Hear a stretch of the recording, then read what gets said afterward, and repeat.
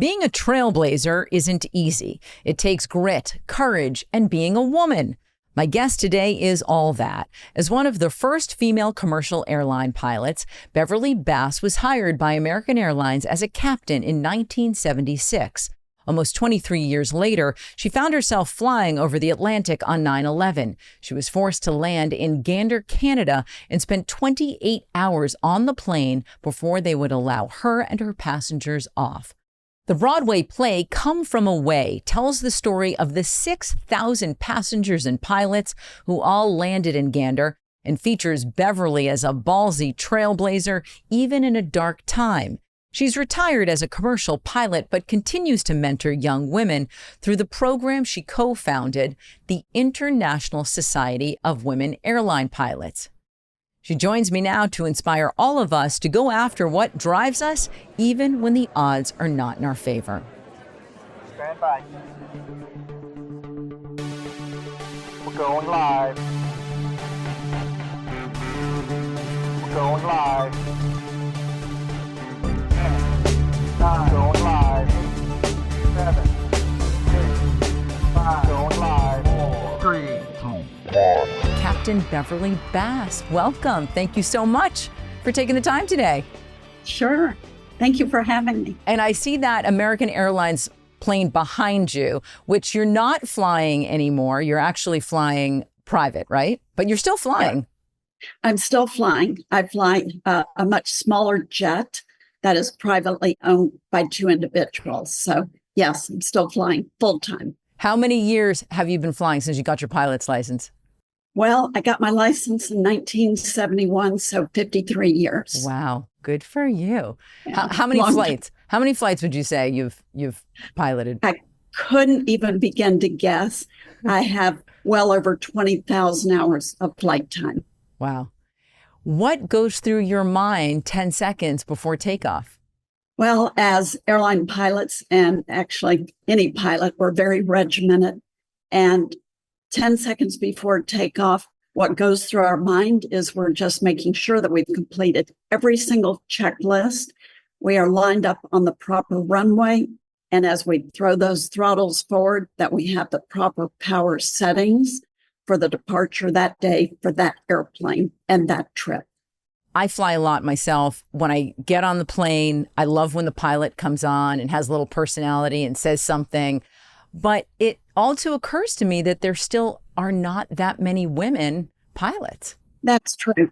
Even 50 years after you started. What's going on? Why is that? Yeah, when I started, at American, there were 3 of us. So we represented 0.5% Wow. Today, there are approximately 7% who are female pilots. So when I'm at the airport, and I fly all the time on American and other airlines, I feel like I see women pilots everywhere on so many airplanes. It's just that it's so different from back when we started 40 some odd years ago. But our percentages are still quite small, and we wrestle with that. Yeah. Our organization, the International Society of Women Airline Pilots, does a lot. I mean, we've given over $1.4 million in scholarship money to enhance other women aviators to come into our field because we think it is one of the best jobs in the world. Mm-hmm. And what is it? Why is it that there are so few women still? I mean, 7% is a huge increase, but it's still not where it could be. Exactly. And we've discussed that a lot amongst ourselves. And, you know, the saying, if you see it, you can be it. And we feel like so many people are still in awe of the fact that there are women airline pilots. They say, you know, I've flown for years and years and years, and I've never walked on an airplane and seen a female pilot. Well, we just find that hard to believe because we think we've grown in numbers. Mm-hmm. But I think a lot of people think that it's a very difficult job to have and be married and raise a family. But if you think about it, it's no different than a flight attendant. Our schedules are the same. Our days off are the same. As a matter of fact, pilots have probably a little better schedule. We have more days off. My last 10 years with American, I worked 9 days a month. How many working mothers can be home 21 days a month? Not many. Right. So you say that it's tough in part because women are not seeing enough other women up there and saying, I can also do that. But when you started, there were no women above you and you still did it. So how did that happen for you? I was an ornery kid and nobody was going to tell me no. I was 8 years old when I told my parents that I wanted to be a pilot. I was the kid who was obsessed with airplanes. And I've loved them forever. And I can't tell you why, because my father wasn't a pilot. Nobody in my family flew. I had never seen another female pilot anywhere at any airport, but I wanted to fly. And really, I wasn't going to let anything stand in my way. And I was very lucky because of the timing, because Frontier Airlines hired the very first female pilot in 1973. Mm-hmm. I started flying, getting my licenses and ratings in 1971. So I was becoming very qualified for the airlines shortly after she was hired. Mm-hmm. So timing was very much in my favor. If I was born sooner, I wouldn't be an airline pilot. Mm-hmm. It just wouldn't have happened. So really, it was just luck of the draw, if you want to know the truth. Mm-hmm. But it did take a lot of work because, men they just weren't used to seeing women pilots at the local airport. It was the only female flight instructor at my airport. And eventually another one came, but there were two of us. And we were at a huge airport. Mm-hmm. And she ended up flying for Piedmont, US Air, and ultimately American. So, yeah. And how did the men respond to you once you were a pilot and you had the stripes and you were, I'm going to say, manning that plane, womaning that plane? That's okay. That's okay. I still call it a cockpit. Once I was hired with American, they were wonderful to me because I think they knew that, we had to have the same qualifications to get hired. Mm-hmm. I mean, you can't pretend to be a pilot. You can't fake your way through it. You have to have the ability to fly that jet. So I think the guys were respectful of that. And I was with American 32 years, and I could count on 3 fingers the times that the guys were not really nice to me and very supportive. As a matter of fact, I would probably tell you it was just the opposite. They honestly put me on a pedestal. I ended up being the first female captain instructor at American, which I did for 16 years on 4 jets. So, I'm teaching the guys the new airplane. And honestly, they had ultimate respect for me, which I always appreciated. And my daughter is a pilot for American today, and she's also in the training department. And she would tell you the same story. The guys just treat her fabulous. Wow. Congratulations. Your daughter's a pilot as well. Yes. And were you okay with that? Were you encouraging her to do that? I never tried to make her do it because it's too hard to get there. You have to have the love of aviation and the desire to do it. And my daughter was 9 years old when 9/11 happened. Mm-hmm. So she saw over the next 10 years how the airlines went out of business. People lost their jobs. I took a huge pay cut. Things were not good. It took us 10 years to recover from 9/11. So by then she's 19 years old. Yeah. She's in college. So she was a pre-med student. And then she graduated from college and kind of got discouraged with the medical profession and said, Mom, I think I might want to fly. So the rest is history. She loves it, absolutely loves it. Well, speaking of history, you were flying on 9/11. You were en route from Paris to Dallas, and you got rerouted. Take me through the morning, that whole day of when you took off to what ends up happening. We took off from Paris Charles de Gaulle Airport en route to Dallas, which is usually about a 10-hour flight. And it was an exceptionally beautiful morning. We commented over the North Atlantic how clear the skies were. It's just a beautiful day. And the co-pilot and I are sitting there eating lunch, and we have a frequency on the airplane called air-to-air frequency.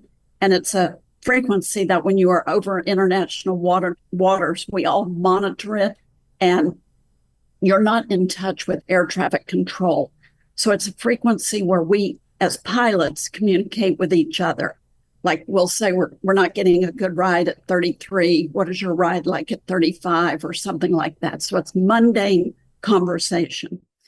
Somebody came over that frequency who was ahead of us. They were farther west, and said that an aircraft had hit the World Trade Center. So the co-pilot and I talked about it, and we thought, gosh, it must be a light airplane, but we knew the weather was beautiful in New York. How could that happen? And that was it. And then about 20 minutes later, that same aircraft came on the radio and said, the second tower has been hit. And with that came the word terrorism. And I was just so naive. I was thinking, what does that even mean, terrorism? We don't know that it's an airliner. We don't know whose airplane it is. We don't know the airplanes have been hijacked. We really don't know anything.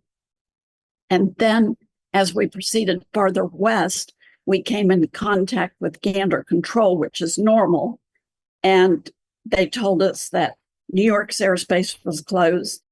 Then all of the U.S. airspace was closing. Wow. And when they said all of the U.S. airspace was closed, we knew then that we would be diverting somewhere in Canada. And I mean, it was very normal to think that we would go into a big city like Toronto or Montreal. You know, we're a big airplane. And they said, no, land your airplane immediately in Gander, Newfoundland, which was pretty unusual because airline pilots don't get orders. Yeah. If we're going to divert that airplane that's sitting behind me, we make the decision. The captain of the airplane makes that decision and coordinates it with our dispatchers at American. Nobody orders us to land, but they did that day. So we landed in Gander and parked the airplane, and the Canadian officials came on and said, did you land overweight? And in fact, we did not. We dumped 7,000 pounds of fuel so that we wouldn't be overweight on our landing. And I said, thank you so much, because if you land overweight, it's okay. The airplane can structurally handle it, but you have to have an inspection done by specifically qualified maintenance people. And I didn't know how many of those folks they had in Gander. I didn't know how many airplanes that had landed ahead of me. So I went ahead and dumped the fuel and landed at my normal landing weight. We were 36 out of 38 wide bodies to touch down that day. And they came on the airplane and said, you will not be getting off until tomorrow. And we landed at about 10:30 on 9/11 in the morning. And we didn't get off until about 7:30 in the morning. We'd already flown 7 hours. Wow. So yes, we were on the airplane 28 hours. So that was our day on 9/11. Wow. And what were you thinking? How were you guiding your crew, the passengers? They must have been getting anxious. Were there televisions? Were the cell phones working? No, very few people had cell phones back then. Right. A few people in first class had them, but you couldn't charge them. We didn't have the receptacles to charge them. No TVs, no Wi-Fi, none of that. And we knew very little. I mean, the only information we were able to get is we could listen to the BBC radio on our aircraft radio, but that was London's version of what was happening in the US. So it was pretty obscure information. And my passengers actually were great. The airplane holds 247 people. I only had 157 on board that day. So they were able to get up and move around. And, we invited them up to the cockpit one at a time and everything to try to occupy the time. The flight attendants had one more meal service. So they treated that as dinner, passed out blankets, put movies on. And then that's how we went through the night. We as the crew did not sleep all night, obviously. But again, our information that we were able to receive was very limited and very sparse. We were getting fragments of information. We eventually knew before dark that the towers had fallen. We did know that. Yeah. Was anyone telling you, hang tight, you're going to come in, in 10 hours, or we'll make you, we'll make room for you tomorrow, or were you just getting no information? Not much information other than knowing at 10 in the morning that we were not getting off until the next day. So it wasn't like you're thinking, gosh, we'll get off in an hour, maybe 15 more minutes. It was actually good to be told that it wasn't until the next day, because that way we weren't sitting there thinking, okay, when? And as a pilot and a leader of all of those people and crew, how were you personally handling that? You had kids at home, you had a family at home. How were you handling that? What I've realized over the years, especially watching the musical and watching it with my family, is I've realized that day was actually much harder on my family than it was for me, because I had a job to do. I had a crew to manage. I had passengers to manage. So I was at work. My family was not able to talk to me until 4:30 that afternoon. So they literally went all day. My husband went to the school to pick the kids up at 11 in the morning, which is extremely abnormal. He would never do that.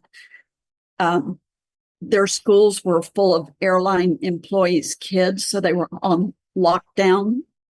And the kids now know that airplanes have been hijacked. They know whose parents are flying. So it was a very traumatic day for my family. But I didn't know that was happening. Mm-hmm. I didn't learn that until much later, years later, really.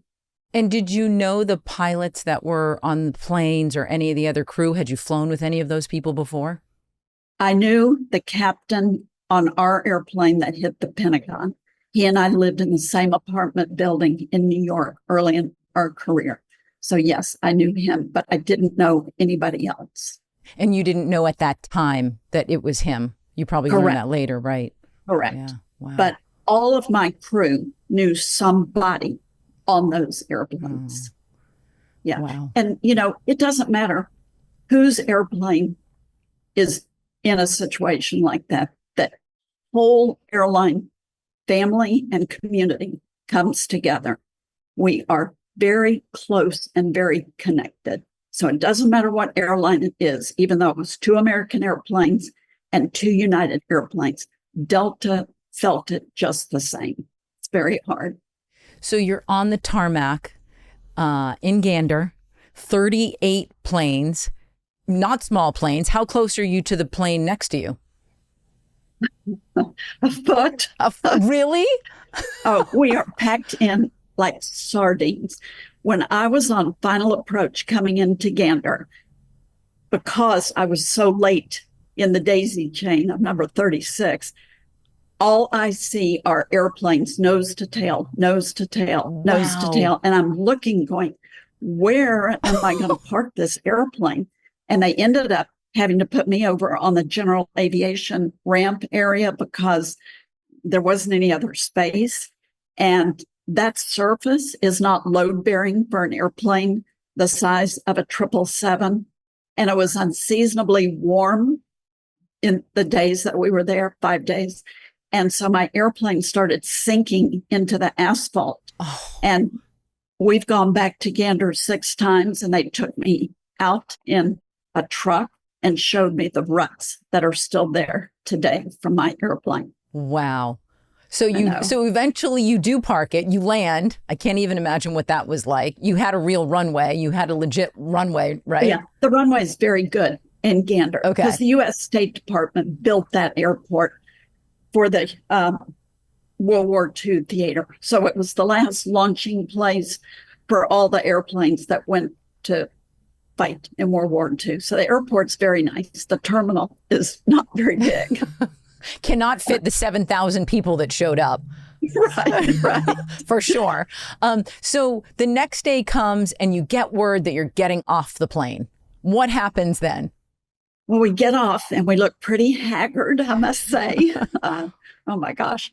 We walk into the terminal, and I think this was the first time that I realized that we had landed in such a unique place. I didn't know a thing about Gander. I mean, I just knew it was an emergency airport, that if we have a problem going to Europe, it's one of the airports that we'll divert into.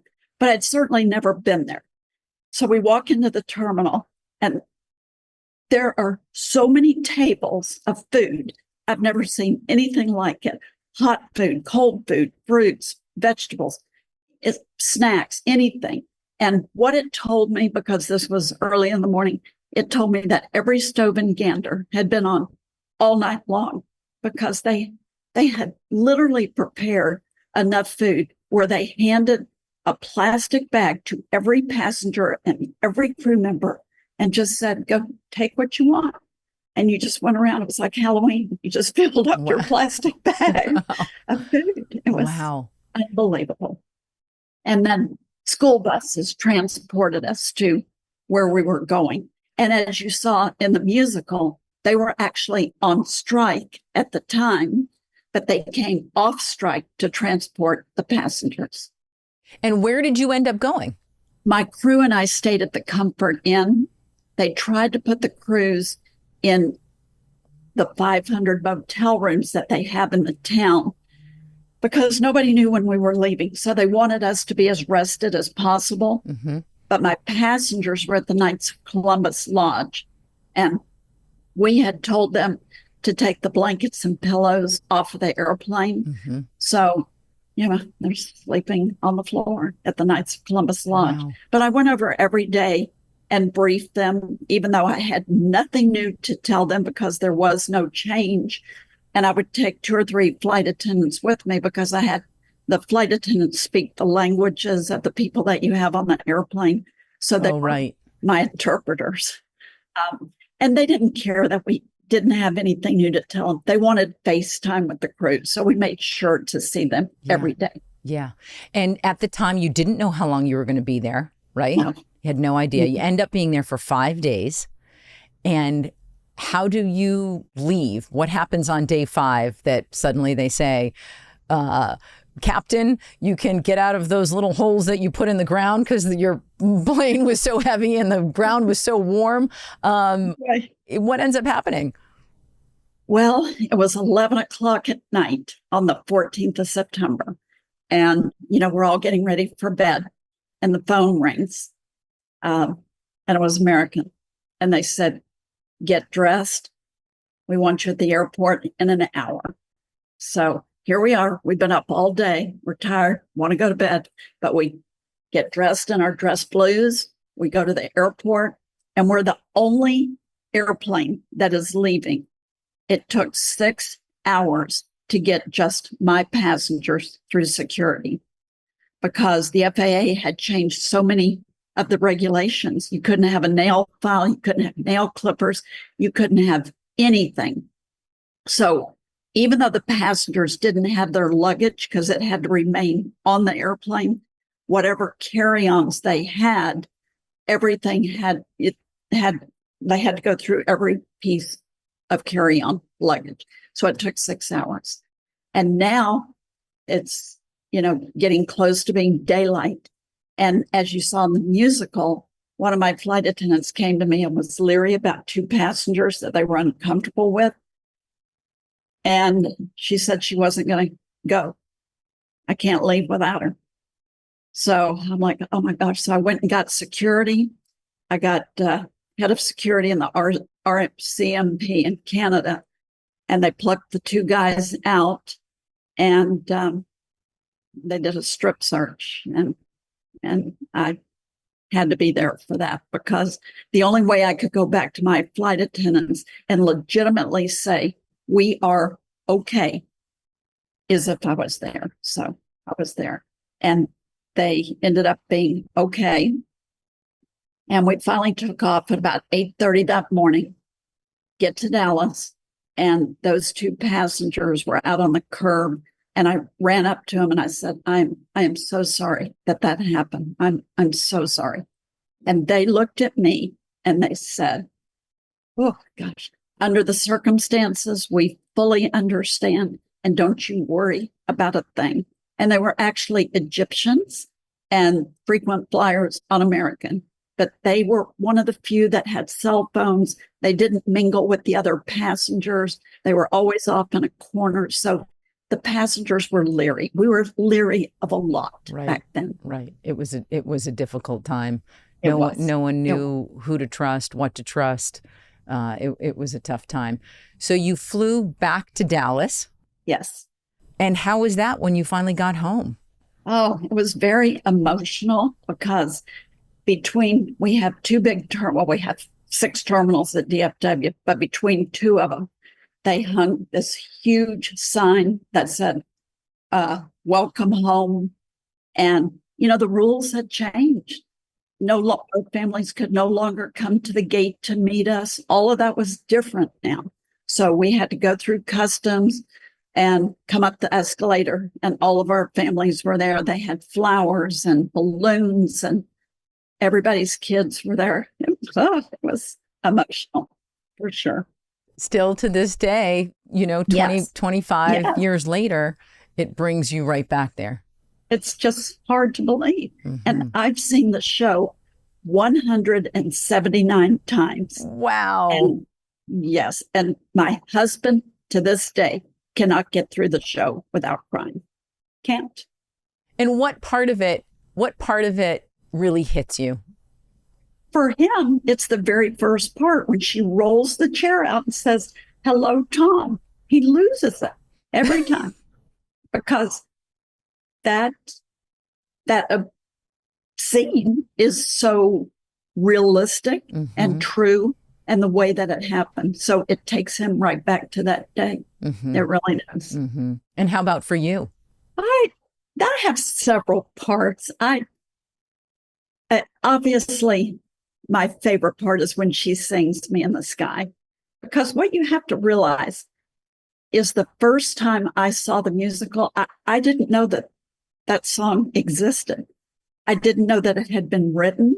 And I'm sitting in the audience listening to my aviation life in a 4-minute and 16-second song. And I'm like, I'm like gasping for air because I didn't know. Yeah. And so many people think that I was involved with the writing of the show. I knew nothing about the show. The first night Tom and I saw it was the first time I knew anything about it. So they never talked to you? No one ever talked to you, interviewed you? Well, yes.